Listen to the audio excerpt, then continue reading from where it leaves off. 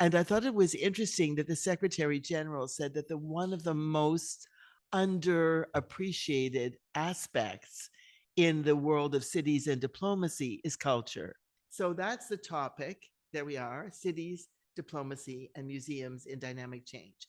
We've actually done 2,900 projects worldwide in 42 years. In 57 countries. And what's interesting is we've worked in more than 450 cities. Now, that doesn't mean we worked on city diplomacy, but our projects have been in cities. Well, why? Most museums are actually located in cities. That's one reason. And so in cities, we've done a lot of different things, museum work, policy work. Uh, we also do cultural planning for cities because cultural districts for cities. So there's a lot of other aspects. And along the bottom are all the books that we've published. So we've always had this view in the company from day one. Two people, my late husband and myself, started the company. Two of us. Now we're about 50 people. And I think many of you met Javier Jimenez. So you know he's one of the owners of the company now. Very proud. He's extreme talent person, in my opinion. I think in the world's opinion too. We've always thought from the beginning of this business that the more we share our knowledge, the more the knowledge will grow. Now, at that time, 42 years ago, that was an unusual idea, actually. But today, I think it's a pretty normal idea, but it's something that we've done in practice. So, Soft Power is the book that deals with cultural diplomacy. The pink book, it's out of print. If you're interested, can you show your copy? I'm so happy to see it. It doesn't, I would like to do, if people are a new edition of this book, it was done in 2015, which is pre-Trump. I mean, 2015 is a different world and pre-pandemic. So there's a real need for it. And Federica has a great chapter in this book also. So if you're interested, we can arrange to get some. That's yours. That's right. But we can provide a digital copy or two or three, and it can go in the library, and then people can kind of look at it. So I think that that's a good idea. So those are all the books, and then each one has their own fascination. I would say, uh, especially if you have to write them, it's sometimes a bit tiring. So this is the agenda, the overview of today. And excuse me, I got the cold yesterday. Crowded restaurants in Rome. That will do it. So the first section is about cities. So I'm going to try and talk for basically 1 hour. It seems like a long time, but it takes some time. And then we can talk to each other, communicate for an hour, just chat about the things that you're interested in. Because I'm interested in what you're interested in. That's how I learn. That's why I do this. So then we're going to talk about cities and diplomacy. A lot of what's in the first section, Jacopo talked about yesterday. There's maybe a few things he didn't talk about, but obviously we have a lot of knowledge transfer through this course. I want to talk about dynamic change. Obviously, change is a constant. It's always changing, and you can't stand in the same river twice, all that kind of thing. But I think we're in an era of dynamic change, and so that I want to try explain what I think are the criteria of dynamic change, which is the tremendous intensity of change, and what are the big qualities behind that. How are museums responding to dynamic change?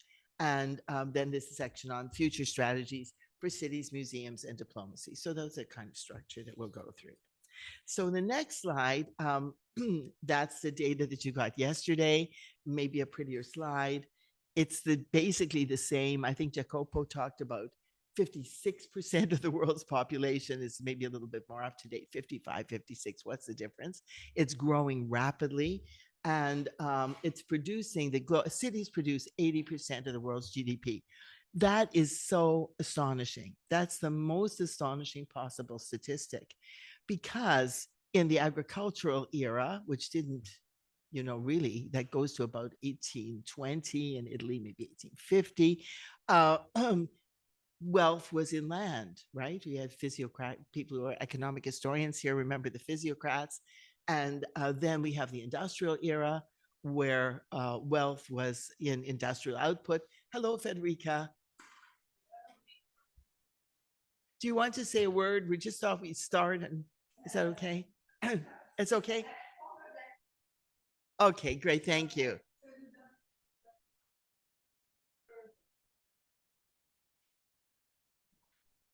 Good morning. Would you want to say a word now, or maybe at the wrap up at the end? Or yeah, okay, perfect. So I'm going to talk for about an hour, and then we'll be able to have an hour for discussion. So this 80% is really extremely interesting. We have to think about how is that even possible when you think of the wealth that was generated by the Industrial Revolution. How can we? And that's not happening in cities. Remember, cities locate near the sources of water, power, natural resources, and transportation hubs. Industrial revolution is not essentially about cities, although cities are obviously impacted by it. So the next slide, I think, oh no, one more advertisement for cities is the next slide. It's okay. And this is just to say the other side of the cities things is wasn't said yesterday. And I think it's incredibly important to realize. Actually, cities are the most enduring, stable mode of social organization. Cities outlast empires. You know, the Habsburg Empire isn't that important. Uh, the cities that were in the Habsburg Empire are even more important. I mean, it's such a mind bending thing, but I think you need to think about it deeply. How is this possible? They outlast empires, and they're even longer lasting than nations. Countries and nations, which we're looking in the newspapers, the United Nations, it's all about nations. Of course, nations and countries are not the same thing. Everybody here understands that.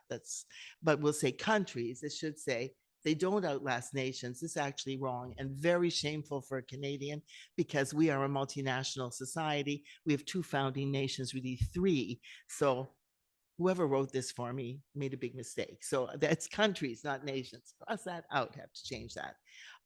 But that's incredible to think of cities where so much rapid change really are an older, more stable form of social organization.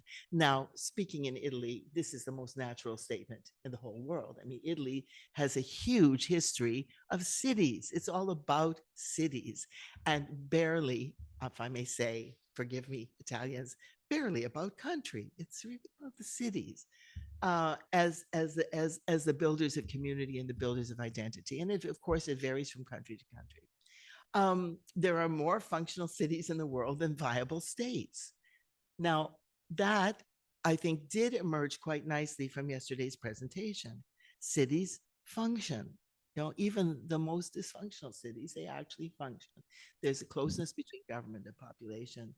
And the world's dominant demographic and economic clusters sorry, again, the director general talked about this. The demographic and economic clusters are also, frankly, cities. So they might be regions, right? Regions of cities.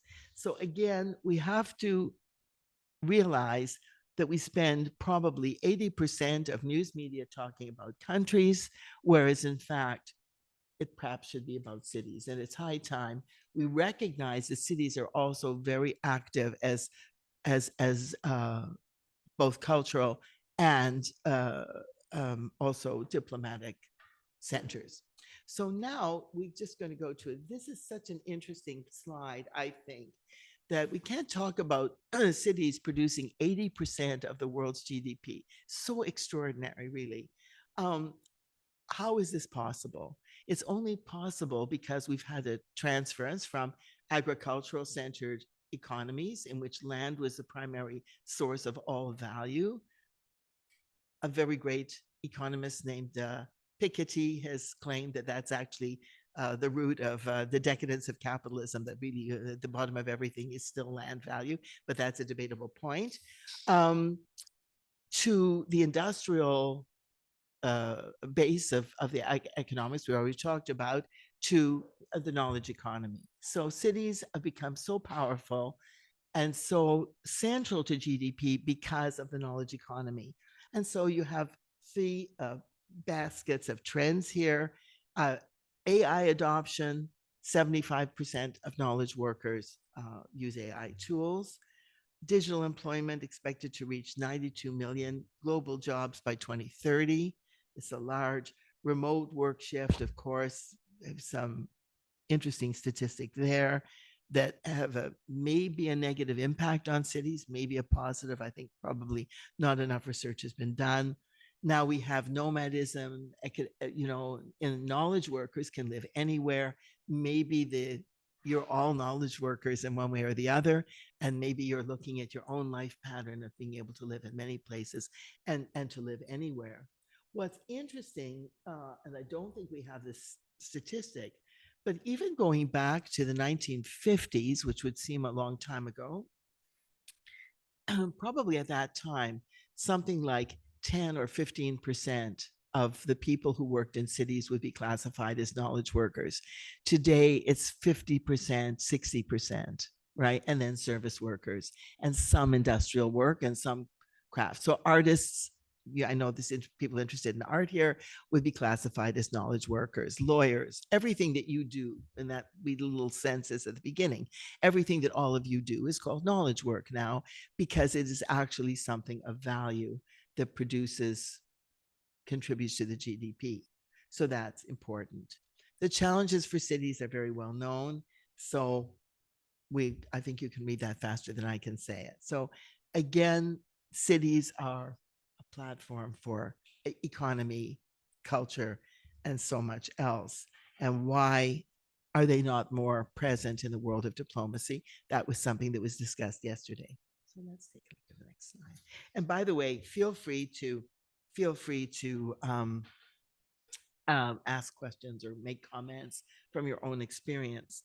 So, museums, cities, and economy is a slide that I like because what do museums in cities do for economy? We're getting to this big number of this huge GDP. Well, museums do increase property values, and property value is important, not in the physiocratic sense, but in the sense of it matters to people who own it. Um, there have been a lot of studies done by urban planners that show that in the immediate vicinity of a museum will be higher property values than farther away from the museum. So it's a factor. They're economic generators, as we discussed. They're tourism destinations. Tourism is a very, very big part of the global economy. In fact, it's one of the biggest parts of the global economy. And museums are important, but important destinations. And of course, so are cities. Museums help people adapt to change. There's a big section on that in the Pink Book. What does it mean? How do people adapt to change? How can museums help people adapt to change? That's another talk, but I think you can imagine that's likely. They preserve and display the culture of the city. Most people will say, well, I go to a museum when I travel because I want to learn about the place that I'm in. So, to that degree, it's important. It's very important in cities where immigration is a big factor, especially when migrants and immigrants can find themselves in a museum and their existence is validated. This is something very, very important. They also are involved in placemaking. It seems so crazy to say this in Rome. I mean, we have the heritage of the Romans who did such an incredible job. Rome is all about placemaking, but even brand new cities are very concerned to have placemaking activities so that people build a sense of adherence to the city. Um, they promote 21st century skills. Again, the concentration of knowledge workers living in the same place and the kind of exchange of knowledge that takes place leads to sharing of skills. If you live in an isolated, even though we have the internet, the actual exchange on a person-to-person basis is quite important. And finally, they're centers of what I call soft power funding. In other words, the philanthropists, government funding can focus on cities to a powerful degree. So now let's look at the next slide. Cities are knowledge places. I think I've demonstrated that. But a great example, which is in detail in the book, how many of you have been to London?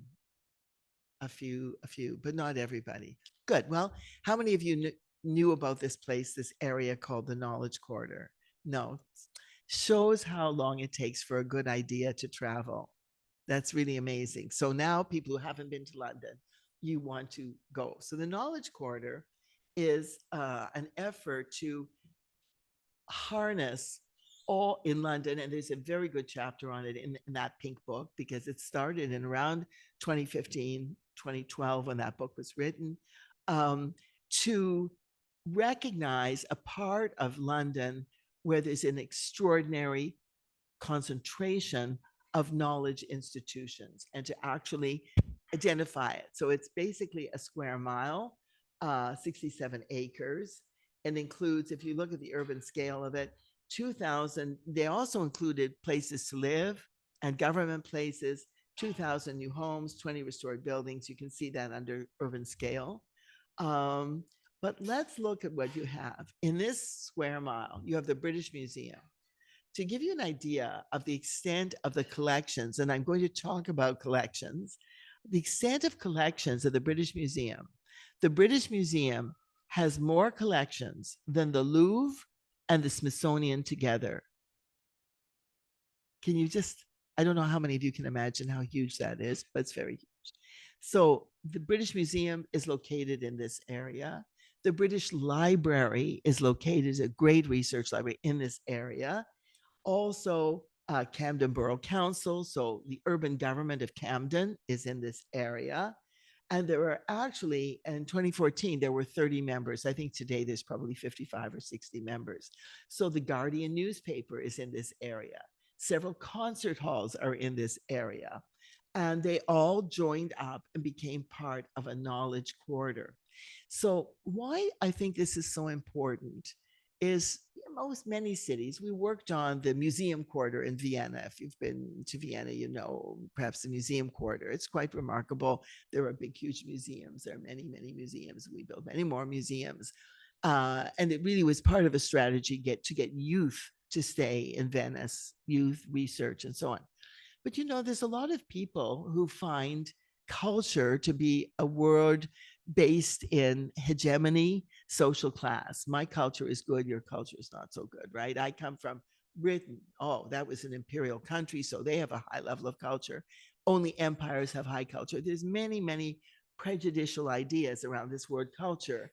And so the decision to say knowledge is just something, you know, you can't really, you can become more cultured, but it's much easier to become more knowledgeable. That's why you're in university, right? Some people come to university actually to acquire culture. It's another story. So I guess the thing to say is that I think that this is, I think most cities should try and organize a knowledge quarter. So here it includes the Crick Institute, and you'll know that Crick was the two who developed the knowledge about the human genome. And there is an institute, there's a little exhibition, but the Crick Institute is there. Research hospitals are there. And so it's not that these things don't exist anywhere else, but the intensity is here. And so I like to use this as an example. So we kind of helps us reimagine the city as a knowledge place. 1 square mile of London. I think we could choose 1 square kilometer of Rome. We could choose maybe half a kilometer in Toronto. New York would be, but every city will have some way of concentrating knowledge. And I think that that's very important to recognize. So enough about that. So now this is a little section on cities and cultural diplomacy. And I think you're going to be surprised by the picture. So again, may I ask, are any people here been to what we call the Gulf? You know, any of the countries of the Arabian Gulf? No. Okay. So this center here, we'll get to it under item 4. So let's look. So what do cities do in terms of cultural diplomacy? A lot of you are interested in this subject. So this is a kind of a 4 categories. You know, we could do 100 categories of how cities work with this, but let's use these 4, and then you might want to suggest some other ways. So first of all, cities are platforms for international cultural exchange. So cultural examples, well, Louis Blanche, Paris invented this idea, culture all night, and they actually have signed up 120 cities to do a Nuit Blanche. I find that that is absolutely extraordinary. Simple little idea like stay up overnight and all your cultural entities are open, and that that's a form of international cultural exchange. Just the one of the oldest is actually the Venice Biennale, which is 1895, and I think today 64 countries. That's a lot of countries have an official presence at the Venice Biennale, and that is definitely there are of course there's not just the art biennale, which is where it started, but also architecture, also film, also dance, and I think a few other things. So this becomes a very important meeting place of different countries, right? Country culture, national in the old-fashioned sense of the word identity is a kind of a primary thing. Nonetheless, uh, with a few a small example, I would say examples. By and large, it's people from different countries that may be at war, they may be having differences, but where the cultural participants can get to know each other. As a result of the war in Ukraine, of course, the last Biennale I was at, the Soviet pavilion was in fact closed. The Israel pavilion was also closed due to the war in Gaza. So it's not universal. Everybody gets along all the time. Nonetheless, there is a platform for a form of city cultural diplomacy. They also are hosts of soft power mega events, the Olympic, World's Fairs, FIFA. Having a huge football event in Qatar was a very big deal. It made the world see Qatar differently, and then also encouraged a lot of change in that country because of all the Gulf countries, it is one of the most conservative religiously, if not the most conservative religiously. And so that's an important way of opening up conversation. Cities are also catalysts. So we have them as platforms, we have them as hubs. Now they're catalysts. Those are kind of the key words to remember.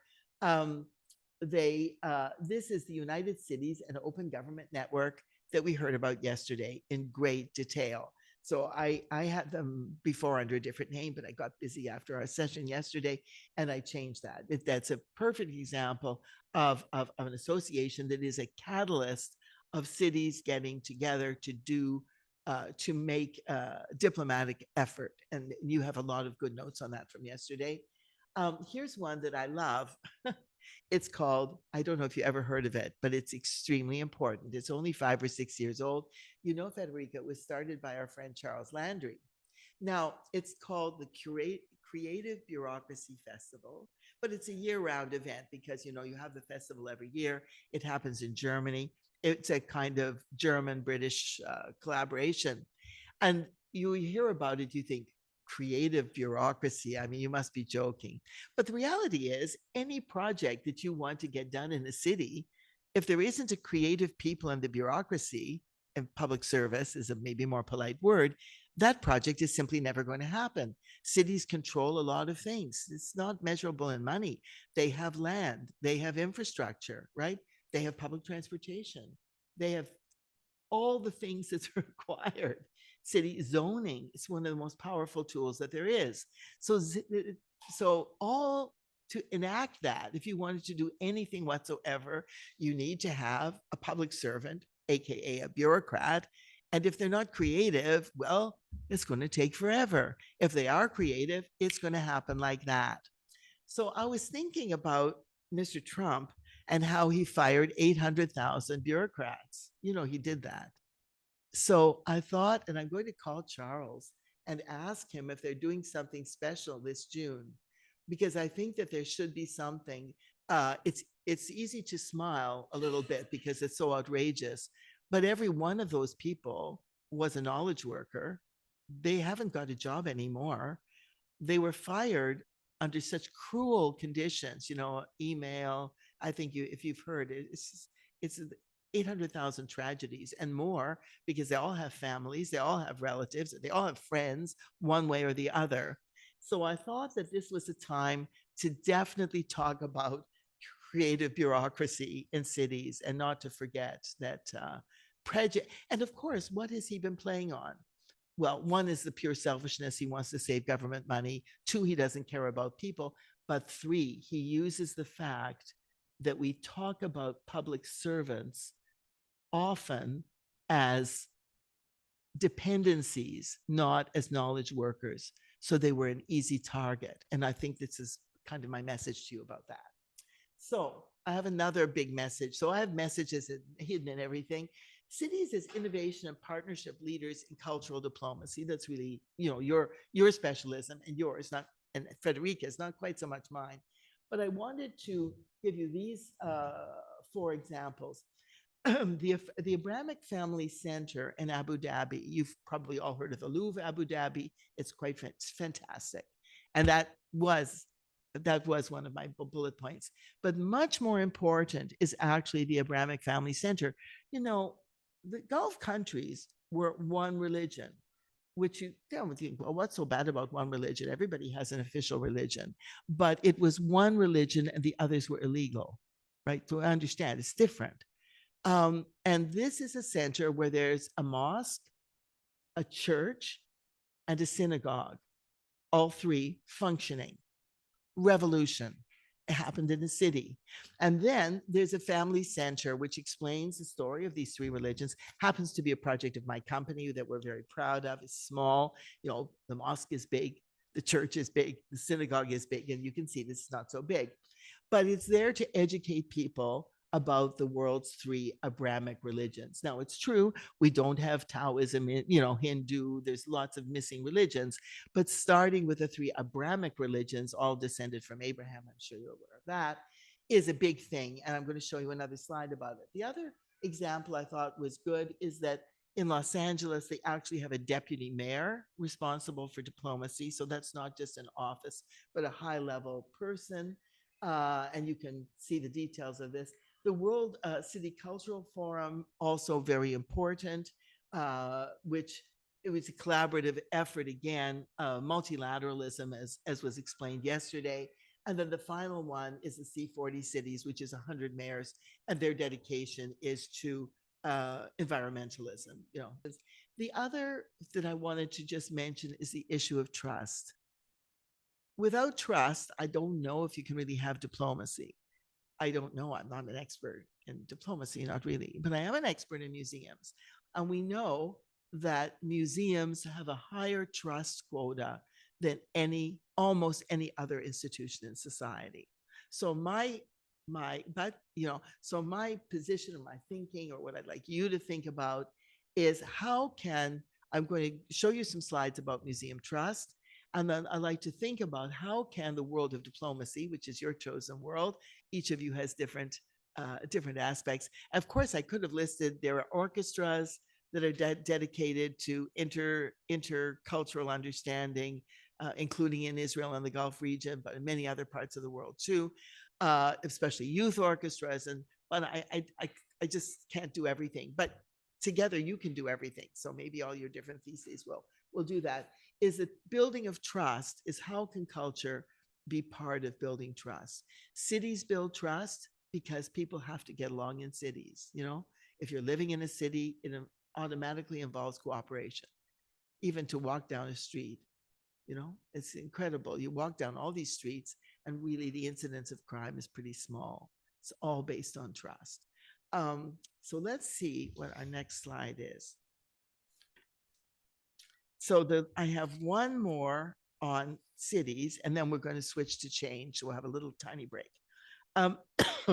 So this is a nice slide that just kind of rehearses what we've already talked about at the city role in public democracy and public diplomacy. Sorry, democracy may be part of it too, of course. It was a great question people asked yesterday. They're cultural diplomacy hubs. We talked about them. Platforms for international cultural exchange. We talked about them. They're reputation builders, branding leaders. It helps to have a brand because if people are going to get together around a diplomatic event, being in a high brand value place is good. A host of soft power. It's kind of a rehearsal. business, economic and business catalysts. We already talked about that. Innovation and partnership leaders in cultural diplomacy. So we have examples of all of that. So should we just take a breath? These are all great points. Some chose, it's in English, we say a Hobson's choice. It's kind of a crazy to choose between these because they're all huge impacts. And then the ones that you've added are really good. Like you said, accessibility. So accessibility is related to relevance. It's not just physical, but it's kind of intellectual as well. Political conflicts, also a great point. Education over tourism. These are really good initial, adding to them. So I'm going to talk about a few projects now that relate to this. But first, I want to talk about trust because I know you're all interested in trust. So let's just skip to the trust ones. So these two, we're going to come back to the museums, reflect, and because I want to talk about some museums. So trust is a very complicated thing. And it's essential, right? If you didn't trust that this university would give you good education, you had to trust that this was a real course and not a figment of some deranged person's imagination, which could happen in the future as the way universities are being so threatened. So trust is very big. Let's look at the data on trust. Now, this data is from the United States. It's 2021. So we look at that. It's important because it's kind of post-pandemic. So but it's not post because the impact of lack of trust in institutions has been a highly politicized phenomenon that's really kicked in maybe 22, 23. But when we look at how trustworthy do you find museums? So the top trust is friends and family at 6.6. Then museums at 6.4. Very, very close. Scientists, less. Nonprofit organizations like foundations or charities, less, right? You'd say everything in the sixes, they're pretty close anyway. So we'll say museums, researchers by scientists, and not, that's okay. That's pretty close. Friends and family, it's a strange one, really, why they would be trusted. But anyway, it's bread and the bone. But when we get into the fives and the fours, news 5.1, might be even less. U.S. government, this is a U.S. survey, but it's not in the present. It's several years ago, 4.5. Corporations lower than government. Social media, quite low. And now this is a statistics done by the American Association of Museums, and it's done very professionally. I actually know the researcher. So, the researcher has used a sample of the population. This isn't about museum goers. If you go on the American Association Alliance of Museums website, you will see a lot of data on trust, and they've segmented it, and it's really quite interesting because they're big issues for museums. What's also interesting is the chart on the right shows that all forms of museums are equally trusted. It's no significant difference between whether it's a history museum or a nature center, although you could say nature a little bit higher, but statistically not that significant. Historic sites, children's museums are a certain museum type. So any thoughts about this? Is there anything surprising about these numbers to you? Reasons in the same study, the next slide, what are the reasons that people gave that contribute to trust in museums? So these don't add up to 100. These are, these are just different reasons, how often they were cited. So they're not going to add up to 100%. So what do you think about these? It's like an eye test. You have to sort of look at them. Number one, fact-based.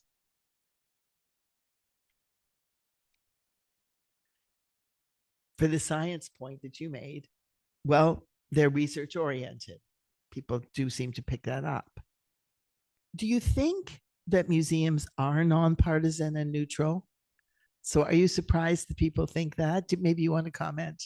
There's a tendency to say, well, the values are the community values, right? So in this neighborhood. But community values aren't always good values, right? Sometimes they are, sometimes they aren't. So how do you build trust in that context? It's actually quite important. And when I'm my way around it, because we have to have a way of living, of working, of in some form of ethical context, is I think that what museums need to do, and I imagine diplomats have to do this too, but you would be the expert, you have to acknowledge the other point of view while having your point of view based on science, fact, as you understand it. But not to acknowledge it is actually, that's so terrible. And that's actually what mostly does happen in museums. The British Museum, which is the biggest museum in the world from a point of view of collections, is going to completely reinterpret its everything that people love about it. Maybe they'll no longer love it. That also happens. But it's not whether people love it.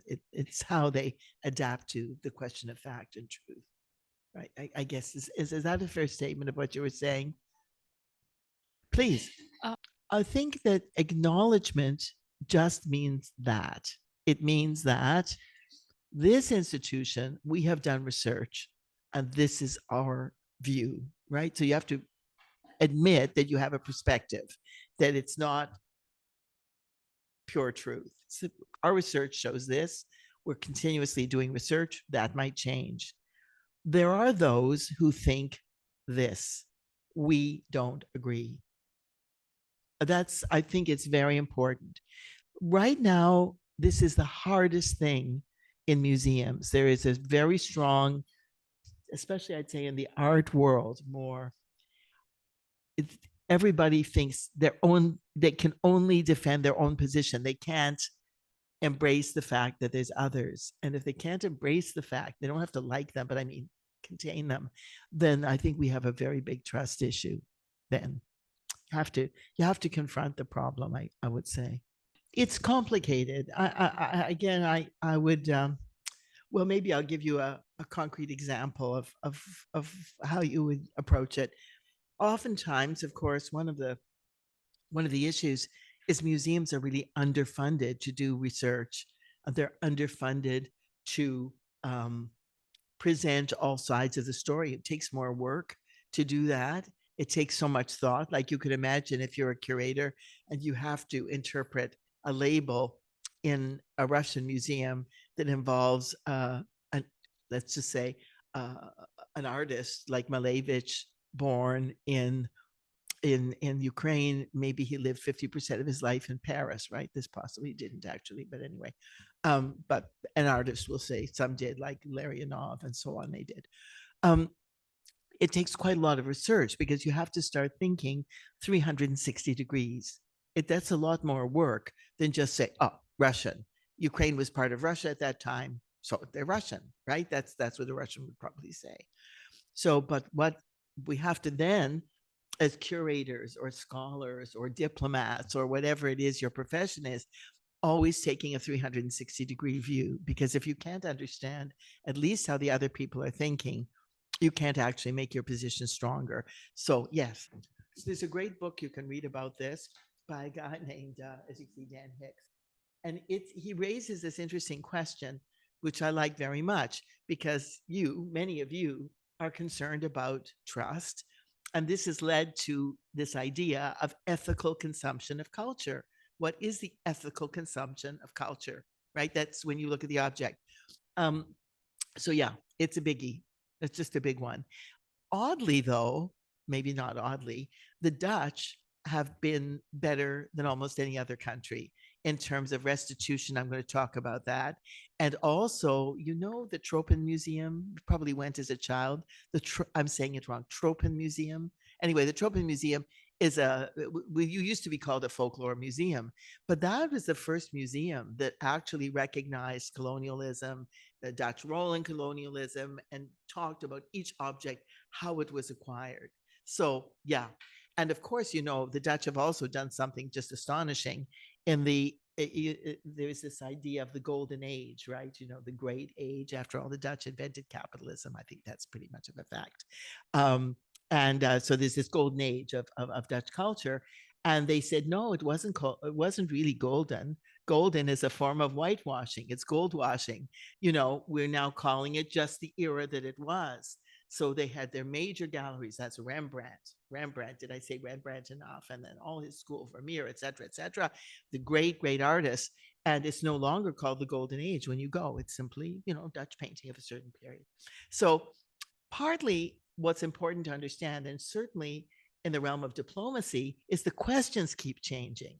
As long as the questions are changing, then the optic will change. It's when we're in a situation with social media, the intensity of technology, that makes it difficult to stop and ask questions that we really are getting into trouble. Or when I would say, um, the computer are asking the questions for you. What's that? Those, I'm sorry, I'm just going blank. The algorithms, when there's no longer questions because the algorithms are just putting people on certain paths. That creates a certain problem. I was in the middle of explaining something about artifacts and facts.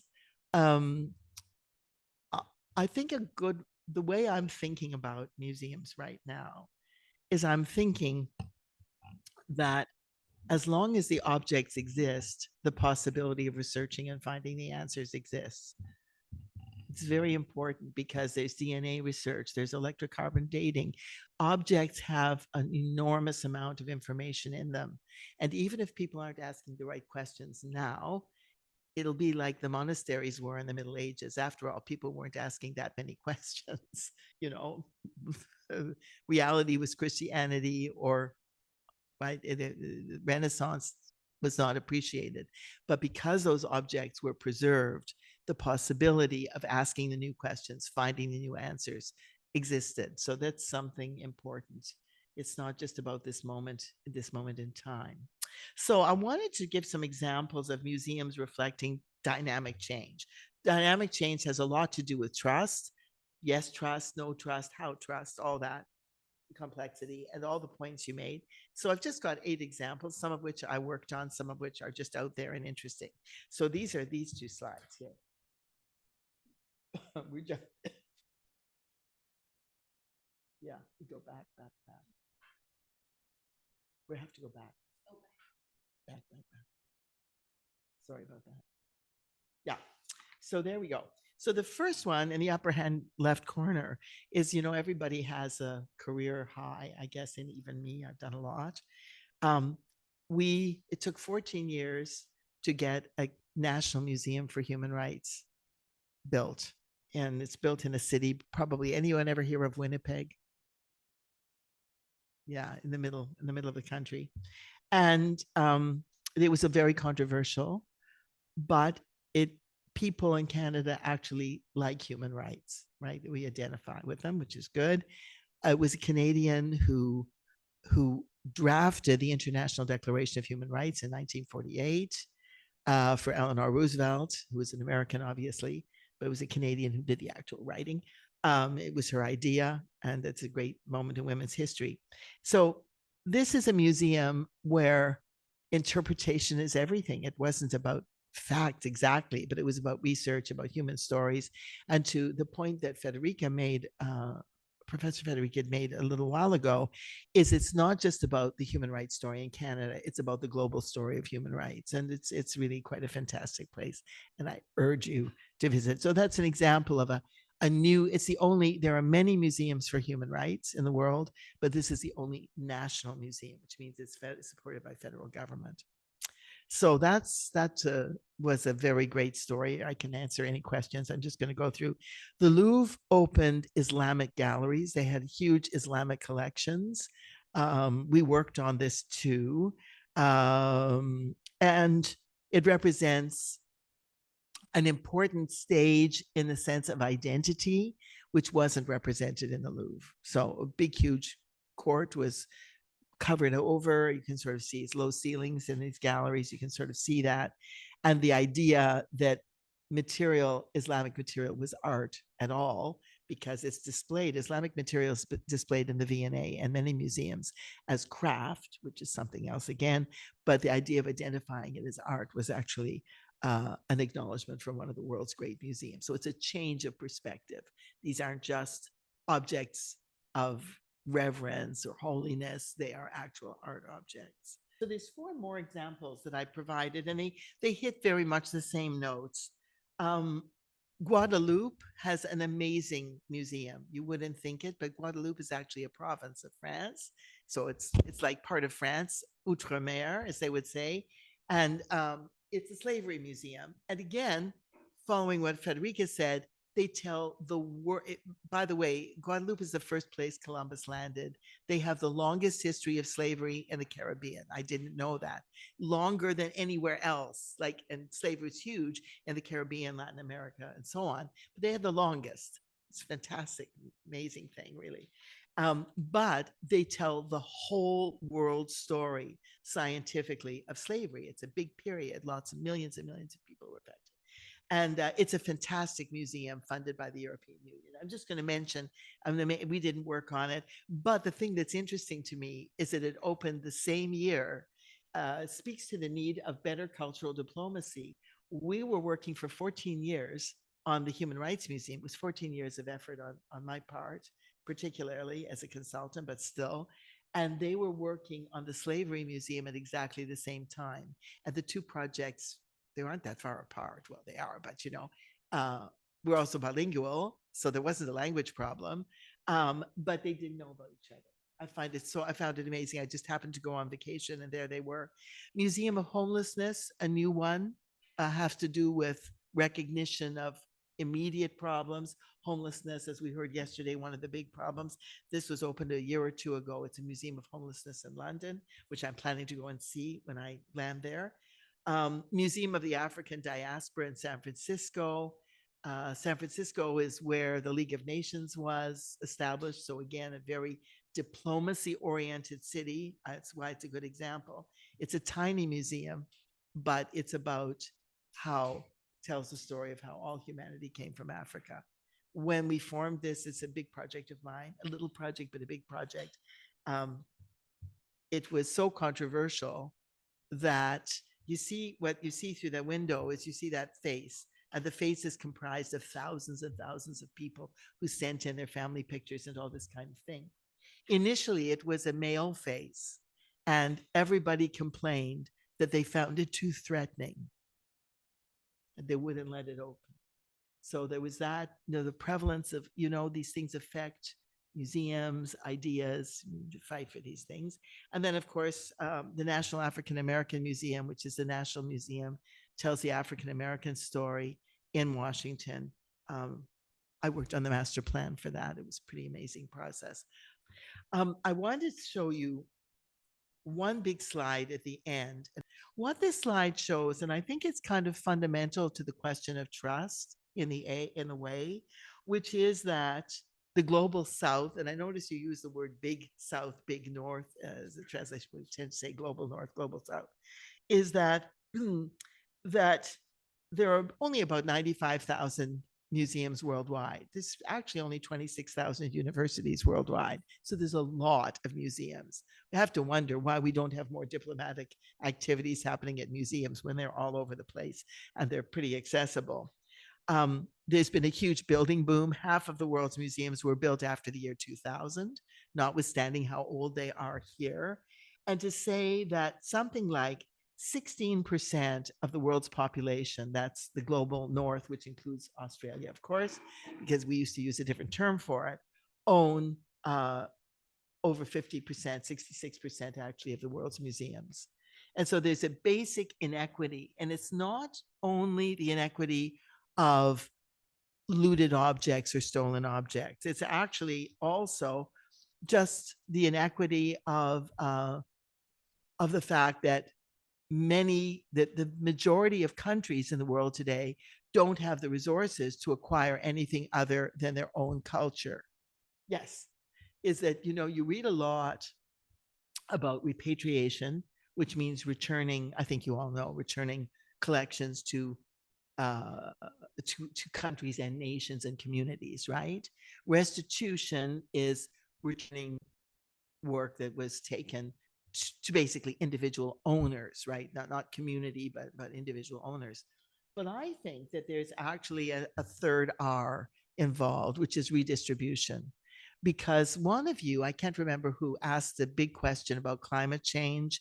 And yeah, it was you, and museums and growth of cities. Well, knowledge science is going to solve what problems it can, but museums are antithetical to good climate control, right? They are huge because the way they preserve objects, how they preserve objects, the nature of the buildings that make it very, very unclimate friendly, or so we can't keep growing.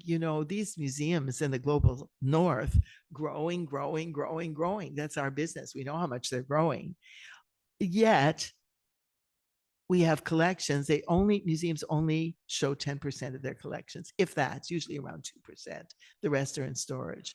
And so my thought, and I'd just like you to think about it, the kind of fundamental trust, you've talked about migration, you've talked about colonialism, but the final trust is going to be, why don't we redistribute what we don't use? After all, people, they want to see our culture just like we want to see their culture. I'm sure Egyptians would love to have a museum of Roman art. Why not?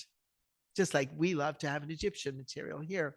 So I think rethinking the distribution of collections is the big, and I think ultimately it's going to be big work for people in cultural diplomacy. It will involve huge diplomacy. It will involve tremendous use of new technologies. But I'm hoping that in your lifetime this will happen. Yes. Thank you all. Thank you for your participation. Thank you.